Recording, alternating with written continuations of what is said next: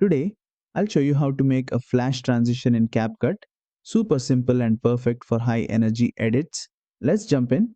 First, open your project and make sure you have at least two clips added to the timeline. Now, tap on the small white square between the clips. This opens the transitions menu. Scroll through the transitions until you find one called white flash. It should be under the basic or camera category depending on your version. Tap on it and you'll instantly see a bright white flash between your clips just like that.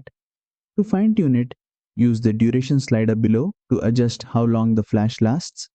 A shorter flash gives a quicker, punchier feel, while a slightly longer one can add a dramatic pause.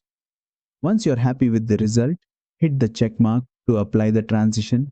That's it.